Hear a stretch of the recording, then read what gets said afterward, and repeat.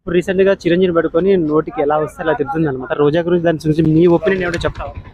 అదే అమ్మ అన్న వాళ్ళ పొలిటికల్స్ వాళ్ళు ఎలా ఉంటారంటే వాళ్ళ స్వార్థం కొరకు చూసుకుంటారే తప్ప ఇప్పుడు ఈమె ఎదగాలంటే వాళ్ళని తిట్టాలి, ఓకే, వాళ్ళు ఎదగాలంటే వీళ్ళని తిట్టాలి. అంటే ఎదిగేదాని గురించి ఒకరినొకరు తిట్టుకుంటారు అంతే ఖచ్చితంగా వాళ్ళు కలిసినప్పుడు బాగానే ఉంటారు. ఇప్పుడు మనం చూసే వాళ్ళమే ఎదవలం, అంటే అంటే వాళ్ళు బాగుంటారు, మనం చూసిన వాళ్ళే ఏదో మనమే ఎదవలం ఖచ్చితంగా. రేపు ఏదైనా ఫంక్షన్ ఖచ్చితంగా వాళ్ళు ఎలా ఉంటారంటే మనం ఇంకా హాయ్ బాయ్ అని వాళ్ళు బాగానే ఉంటారు కగులించుకొని, కానీ మనం చూసిన తర్వాత మా ఫ్యాన్స్ కి ఇది చేసింది మనం ఊహించుకోవడమే తప్ప ఏం లేదు. తర్వాత వాళ్ళకి ఏదైనా అవసరాలు ఉంటే వాళ్ళు ఫోన్లు చేసుకొని మంచి హ్యాపీగా ఉంటారు.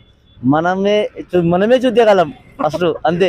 అంటే మనమే టెన్షన్ పడతాం, వాళ్ళు ఏం హ్యాపీగా ఉంటారు, వాళ్ళు చాలా హ్యాపీగా ఉంటారు. మనమే ఎదవలం, వాళ్ళ గురించి పట్టించుకోవడం వదిలేస్తే. ఇప్పుడు రీసెంట్ గా చిరంజీవి పడుకొని నోటికి ఎలా వస్తే అలా తిరుగుతుంది అనమాట. రోజా గురించి దాని గురించి నీ ఒపీనియన్ ఏమిటో చెప్తావా?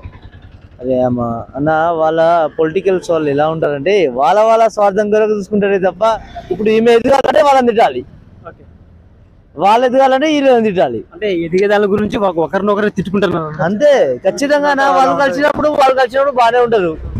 ఇప్పుడు మనం చూసే వాళ్ళమే ఎదవలం, అంటే అంటే వాళ్ళు బాగుంటారు, మనం చూసిన వాళ్ళే ఏదో మనమే ఎదవలం ఖచ్చితంగా.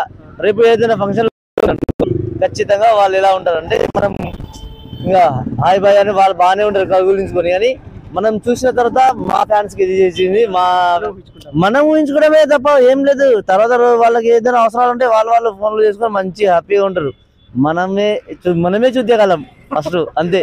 అంటే మనమే టెన్షన్ పడతాం, వాళ్ళు ఏం హ్యాపీగా ఉంటారు, వాళ్ళు చాలా హ్యాపీగా ఉంటారు. మనమే ఎదవలం, వాళ్ళ గురించి పట్టించుకోవడం వదిలేస్తే.